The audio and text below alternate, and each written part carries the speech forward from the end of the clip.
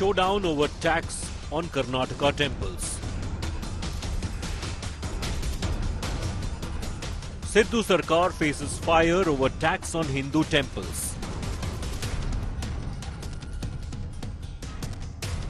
BJP breathes fire, calls Congress anti-Hindu. Today, Karnataka government is trying to fool all the Hindus of the Karnatakas. Congress dismisses criticism, says nothing new. These people use Hindutva or the Hindu god only when there is election. Otherwise, they really are not bothered. Temple tax showdown. Top focus on 6 p.m. Prime.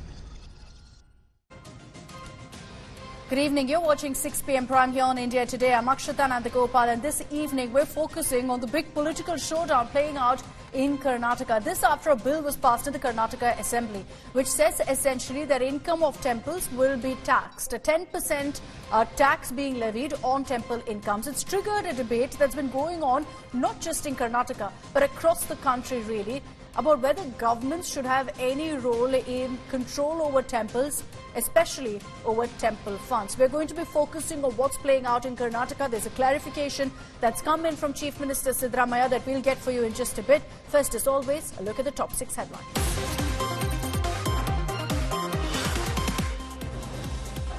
BJP ups the ante against Trinamool Congress, releases documentary on absconding TMC Neta Shahjahan Sheikh. BJP and Sandesh Kali locals demand his arrest.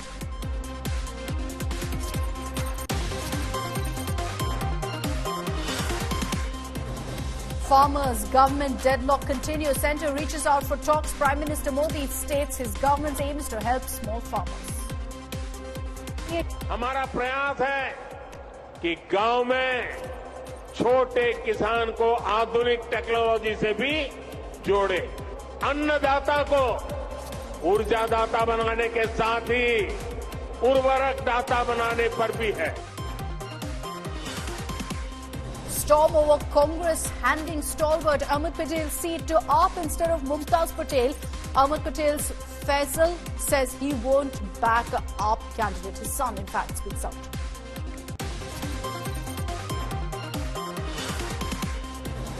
Actor Trisha sues former AIADMK leader for defamation. A.V. Raju made vulgar comments against Trisha at a press conference.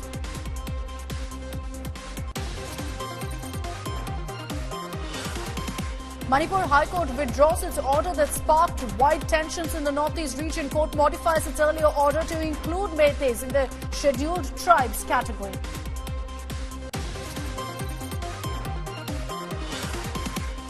And trouble brews for Byju's founder Ravindran. Enforcement Directorate issues a lookout notice against Byju Ravindran over foreign exchange violations.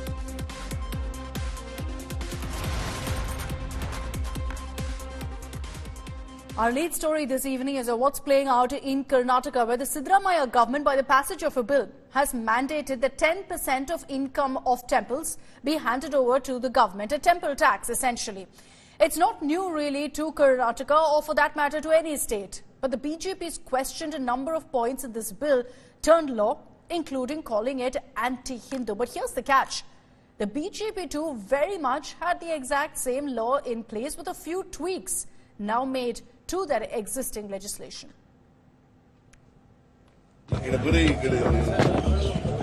Siddaramaiah government faces heavy flag from the staunch saffron opposition for doubling the tax percentage levied on temple revenues.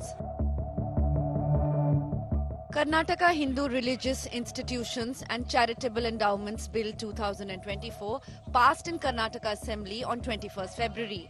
Mandates that the government will collect 10% of the income of temples that have revenue of more than rupees 1 crore and 5% from those with revenues ranging between 10 lakh and 1 crore rupees. ಅತ್ಯಂತ ಶ್ರೀಮಂತ ರಾಜ್ಯಗಳೇ ನಮ್ಮ ರಾಜ್ಯನೂ ಕೂಡ ಒಂದು. ಅತಿ ಹೆಚ್ಚು tax ಕೊಡ್ತಕ್ಕಂಥ ರಾಜ್ಯ ಕರ್ನಾಟಕ ಕೂಡ ಹೌದು. ಇಂಥ ನಮ್ಮ ಕರ್ನಾಟಕ ರಾಜ್ಯದ ಪರಿಸ್ಥಿತಿ ಈಗ ಆಗಿದೆಯಲ್ಲ ಅಂತೇಳಿ ನಿಜವಾಗ್ಲೂ ಕೂಡ ಇದೊಂದು ದುರಾದೃಷ್ಟ. ಈ ಒಂದು ಸರ್ಕಾರ ಈ ಮಟ್ಟಕ್ಕೆ ಇಳಿದಿರ್ತಕ್ಕಂಥದ್ದು ನಿಜವಾಗ್ಲೂ ಕೂಡ ಇದು. Opposition is up in arms, calling it anti-Hindu move. this is unacceptable. This is unconscionable. This is taking the Congress, even by the Congress standards, their politics of appeasement and corruption to new lows. Congress hit back, accusing the BJP of bringing religion into politics. Actually, anti-Hindu is BJP.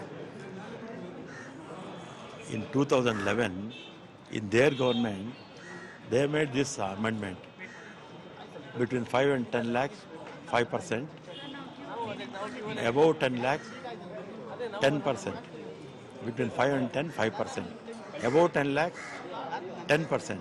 In their government, they amended, not us. Karnataka government a week back presented a revenue deficit budget with the deficit pegged at 27,354 crore rupees. The state budget had gone into a revenue deficit during the COVID-19 pandemic years, but it recovered and became revenue surplus in 2023. Congress claims that this move is to increase the revenue and redistribution funds. Bureau Report, India Today.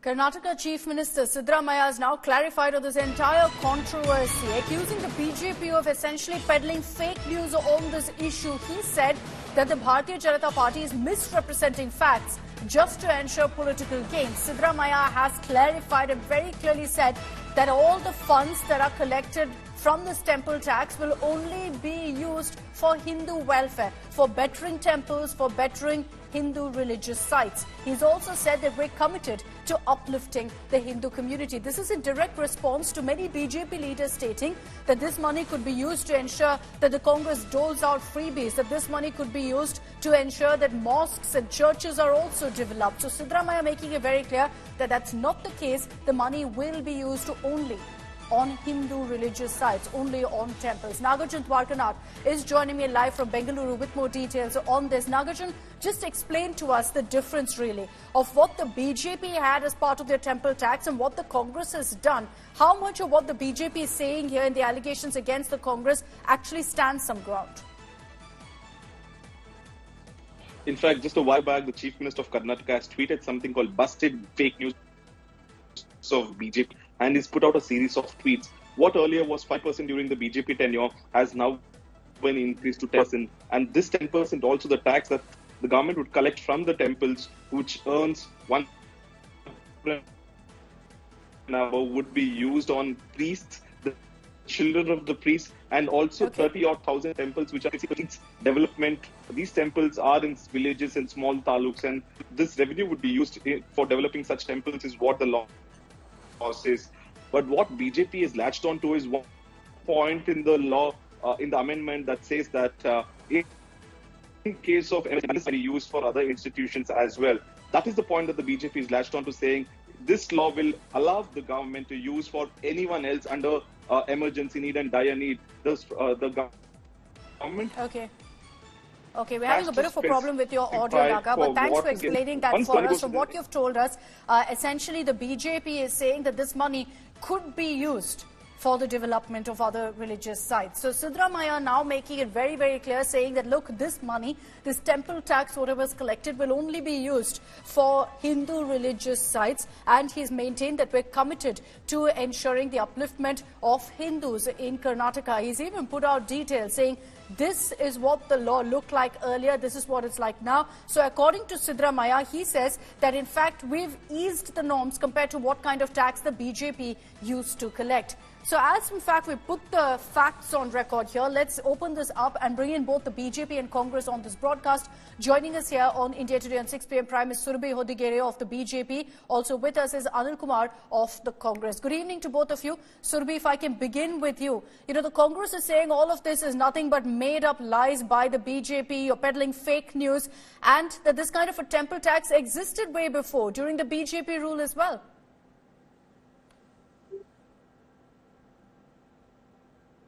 Yeah, you're able to go up and get it. Surabhi, can you hear me? I don't think Surabhi is with us. We're going to reconnect with her. Let me bring in Anil Kumar on this broadcast. Anil, what's your response to the BJP's allegations that, this is anti-Hindu, this money is going to be used for the development of mosques and churches, and why don't you have this kind of a tax being collected from mosques?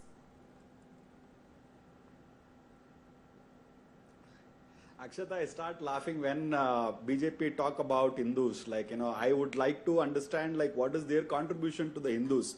Apart from the political, gains which they basically take when, as and when the elections come, I would like to understand what is the BJP stand as far as Hindu codification bill is concerned. What is their concern when we have stood telling that every government organization need to use Basavana's photo across the Karnataka.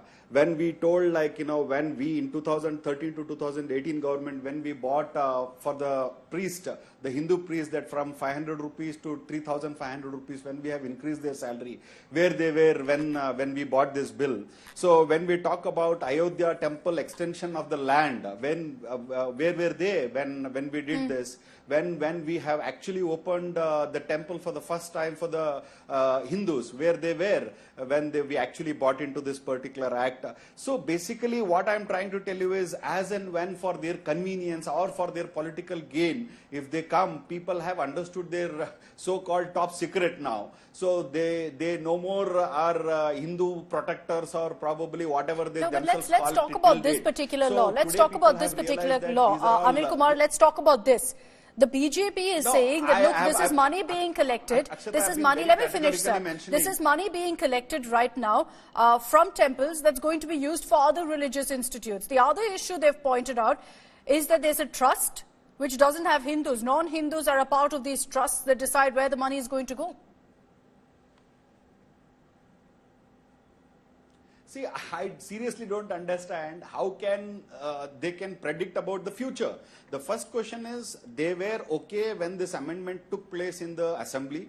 They did not had any issue. Point number one. Point number two, they are telling this could be used. This could be used, that is the future tense. You first of all, we are very, very clear in the bill also, it is very, very clear this particular amount can only be used. And if they are telling this could be used, that means they are very, very clear that they are trying to make it politicization. Apart from that, I don't see any other things, because the reason behind it is, you show me one single case for which they actually stood against the Hindus. I'll just give you a small example. Thousands of temples have been demolished across Uttar Pradesh.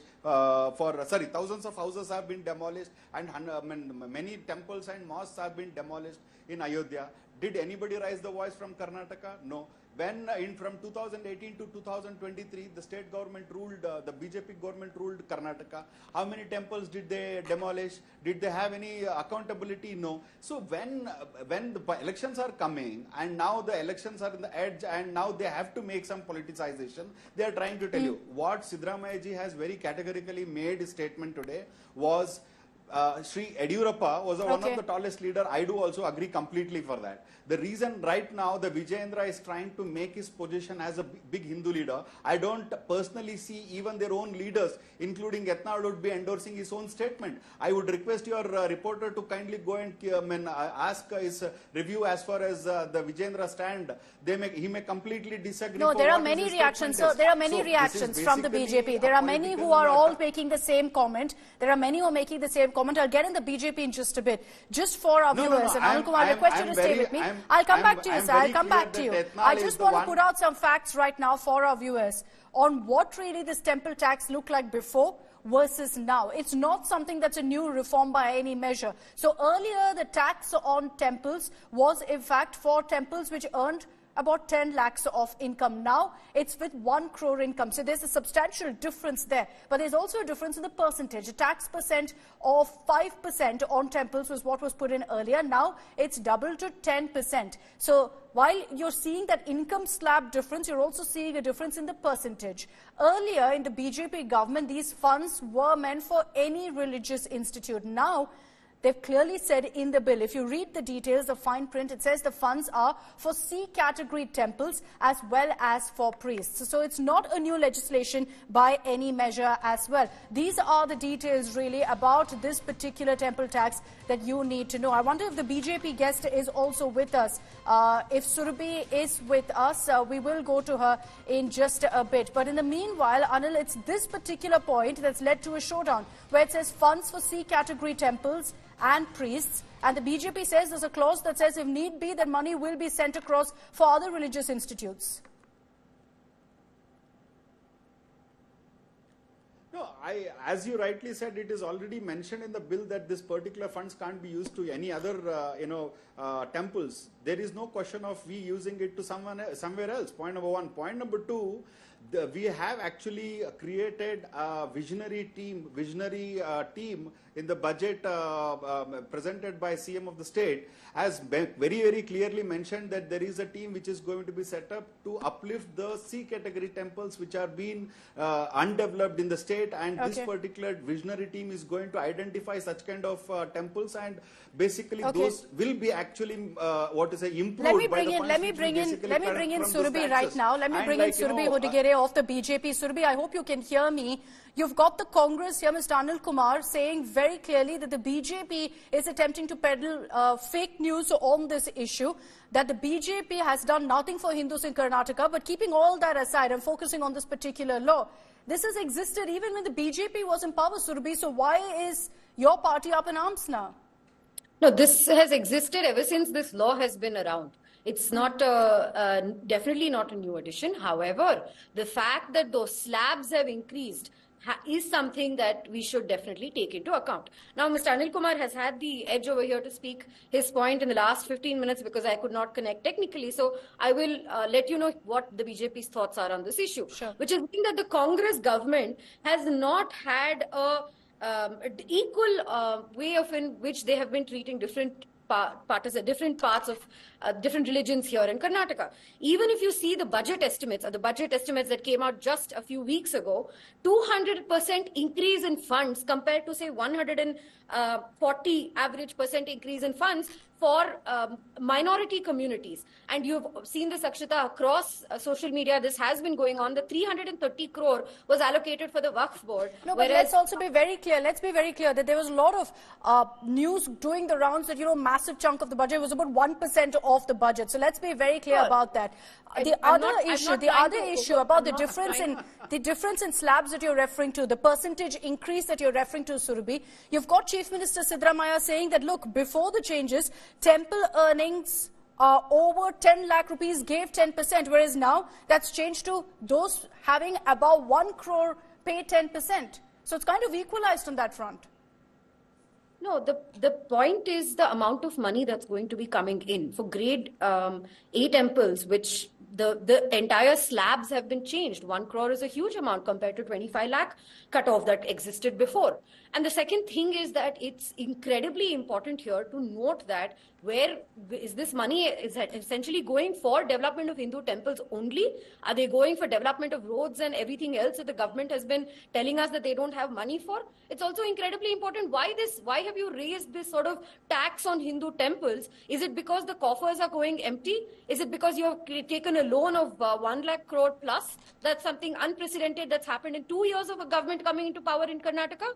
The point here... Anil Kumar, respond please to that.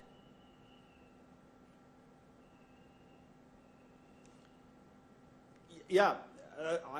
Hello? Akshita, am I audible to you? Yes.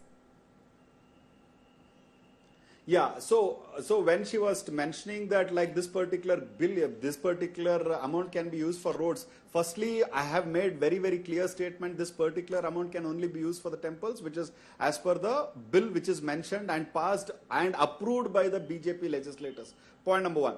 Point number two, let me make it very clear that the people are coming across the state by the bus which are being left by us. The women who are traveling from one place to another place, they are going and praying for the Congress party.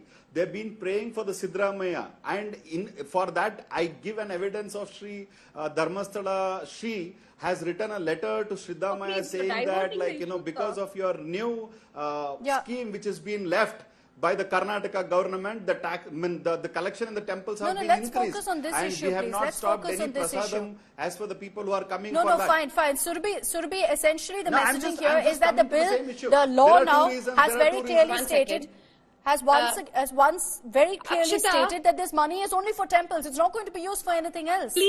Please ask him to look at Section 19 of the Hindu Religious Institutions and Charitable Endowments Act. Ask him to look at Section 19, the section that they have amended so far, where it says in KL, Clause L, that any other charitable or Hindu religious purpose, okay, establishment or maintenance of hospitals and dispensaries, okay, establishment and maintenance of poor homes, so and so, and physically disabled persons. This common fund pool has always been contentious. It's always been contentious. Today, Siddaramaiah ji has put up a tweet saying that this never was ever since the common pool came into existence, it's never been used for anything else. That is untrue, because as per Section 19, the administration of the common pool fund in its 2003 amendment had already said that the grant for aid for any other religious institution which is in poor or needy circumstance. Fine. I don't get the BJP's argument here. I don't get the BJP's argument. Are you against temple funds being used for the betterment, for the development of the state? Or is it about development of mosques and churches and other religious sites? Which is it? Clear. Akshita, let me make this very clear. In 2022, under the Bommai government, as well as 2018 and otherwise, our manifesto has clearly said that state must not control temples. It should not be under the control religious institutions. Is this secularism? Where your article on religious freedom, is this what secularism essentially means? No. We have been taking steps to ensure that state goes out of control, takes away control of these institutions. And no, what steps? What steps? Because this kind of a tax was there previously as well. So what steps? Agree, ma'am. How many years have we been in power and how many years has the Congress been in power? Surely it is on our manifesto and we will get it done. The fact of the matter is, why must Hindu temples be paying this tax when other institutions, whether it's Muslim, Christian, Jain, anybody else, their money does not go. And you know, the way Mr. Anil Kumar spoke just now, that there's going to be an expert committee of people. Are Hindus not, are the people, localites, not capable of taking care of their temples? What sort of an accusation is this? We don't need an expert committee. It only consists of local people. Let me be very clear. It is not somebody who is going to get appointed from the Department of...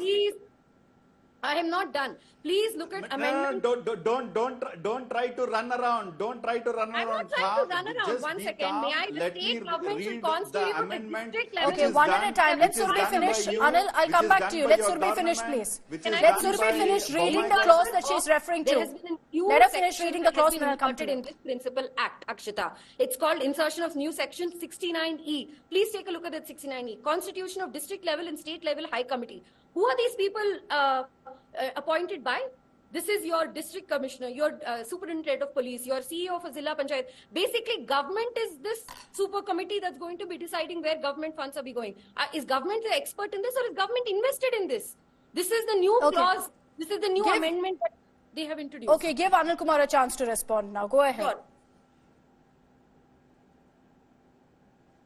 Yeah, see, let me just tell you, firstly, the one as far as these details are concerned, as far as Surabhi was mentioning, it is the same clause which is even mentioned when they were in the ruling, point number one. Point number two, as far as the Hindu upliftment is concerned, tell me one particular decision that it is being taken by Mr. Narendra Modi government or by the ex-chief minister of the state, Mr. Bommai ji, or Yediyurappa ji, or anyone else.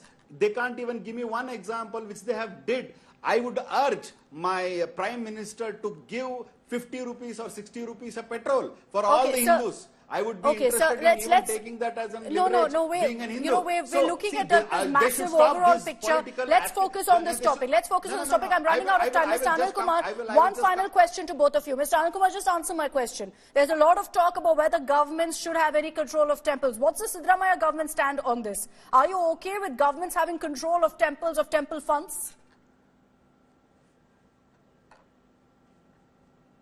Absolutely. See, as far as any temple are concerned, if these temples, if there is something which has to be done by the government, otherwise why should Mr. Ramlinga Reddy being the minister of this particular minister? And there were so many ministers even by the BJP government. Does it mean that does government of Karnataka is from the BJP, whoever ruling are controlling the temples? No, it is actually any government for that matter are here to maintain the rules and regulations and the policy. But why only temples? The question always comes up, sir. Why only temples? The word itself is wrong. No, it is not about the temples. It is everywhere. It is everywhere. There is an act. There is an amendment for church. There is an act. There is an amendment for mosque. There is an act. There is an amendment for Buddhist. There is an act. There is a policy for Jain. Okay. It does not mean that out it of is time. only for Out of time. Final word to Surbi. Surbi, final word to you. Yes, final word to you, Surbi. My only question to you is, and you didn't answer that question, about whether you have a problem with temple funds, this tax being collected to help with the development of the state, to help the poor of this country, to help the poor of the state. What's wrong with that? Yeah, absolutely. What's wrong with that? Let's collect tax from the Waqf board as well as all the Church of India tax that comes in as well. I want to make 3 points, Akshita. One is that I'd encourage everybody in the Congress party to please read the amendment that they have put forth. 69E very clearly said that committee that will be reviewing and scrutinizing construction of buildings, roads, tunnels, electricity supply, maintenance, water supply, sanitation, construction of recreation center, libraries, all of that. Second, I want to ask the Congress spokesperson here, why is it that every time you come into power, you change or do something with this Endowments Act? The third thing, as you rightly said, Akshita, what is the, if Hindu temples are being taxed, then the mosques as well as churches should also be taxed. Otherwise, do what the Uttarakhand government has done. The Uttarakhand government has freed 51 temples from government control. This is what we need. This is what the BJP is going to be doing as well. We have told in our manifesto in Karnataka here that temple freeing is part of our agenda, as well as Bommai, who was part of our, who was the former chief minister, has very clearly stated that this is something that you should have abolished the law then, Surbi. You should have abolished the law. You should have removed it. Ma'am, absolutely. We are in Karnataka. We have not been in power for more than 10 years. We are here. We are trying to do our work. 10 years is a long time. The BJP is known for fulfilling its manifesto promise, whether it's 500 years, 70 years or so far. Okay. Please, we will do it. Okay, we've run out of time. I'd like to thank Surbi as well as Anil for joining us here on India Today. You've heard both the BJP and Congress on this. Let's get you all the latest updates coming in from Sandesh Kali. Dramatic images playing out right now. These are live pictures of, in fact, BJP leader of the Bengal BJP chief, Sukanta Majumdar, in Sandesh Kali right now. Massive security, as you can see there, and it looks like he could also be detained for appearing in Sandesh Kali. Let's cut across live.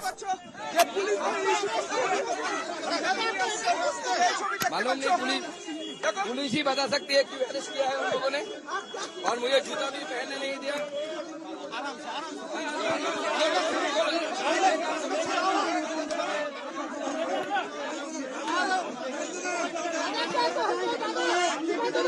देखिए police जोर जबरदस्ती कर रही है हमारे साथ।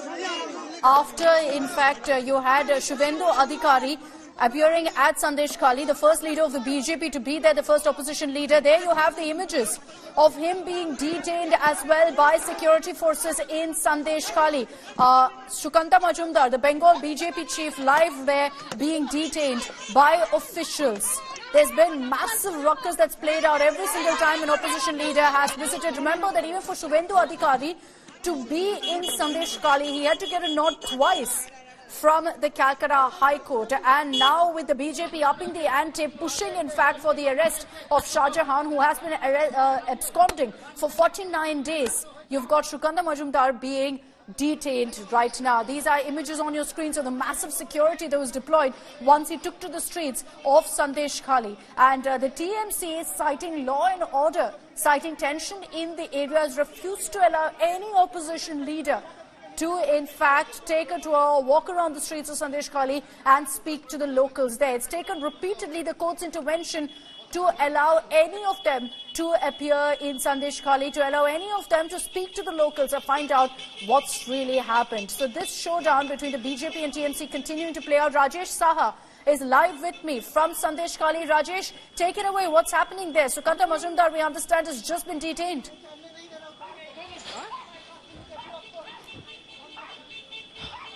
Yes, exactly. The BJP State President Sukanta Majumdar reached Sandesh Khali in this afternoon to meet one of the arrested BJP leaders' family members in Sandesh Khali.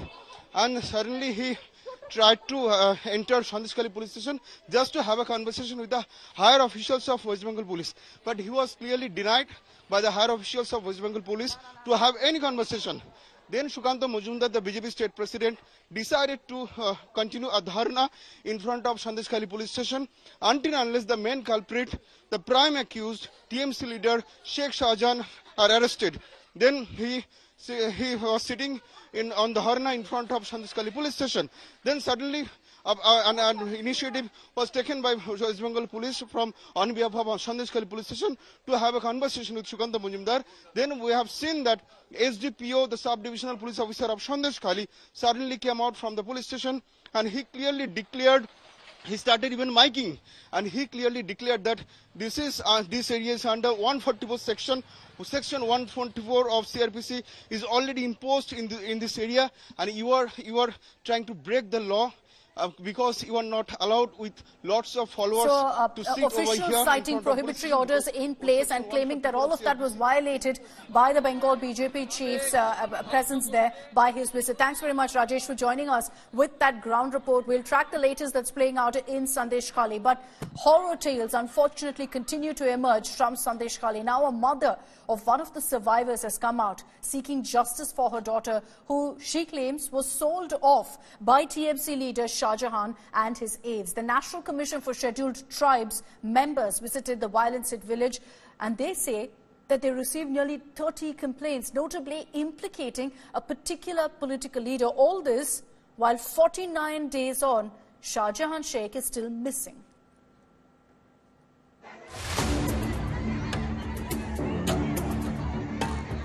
More women are coming out in Sandesh Khali against the misrule of TMC strongmen in the region. A mother has alleged that her daughter is a victim of a human trafficking. 17 साल में गुम हुई है, 23 साल में हमको पता लगा कि बेंगलुरु में बेच दिया. मैं उसको ढूंढते 23 साल हो गई. जब मैंने पहुंचा कृष्णनगर, तब मेरे को पता चला कि वहां से बेच दिया.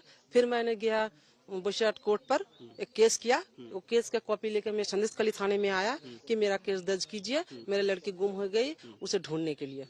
लेकिन वहाँ केस नहीं लिया. बोला शिबू हाजरा, उत्तम सरदार और शेख शाहजहां की सुपारिश चाहिए. Shahjahan Sheikh, the main accused in many of the cases emerging, has been absconding for nearly 50 days. On Thursday, angry villagers set the hut of Shahjahan Sheikh's brother on fire. Meanwhile, a team from the National Commission of Scheduled Tribes visited Sandesh Khali, where they have received 30 complaints, notably implicating a particular political leader.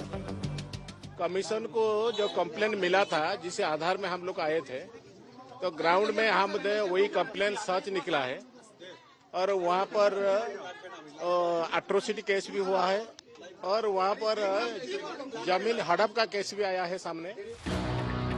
The BJP is gunning for Mamata Banerjee government. It has released a documentary titled Sandesh Khali Shocker, The Big Reveal. The film lists alleged crimes by Shahjahan and his aides.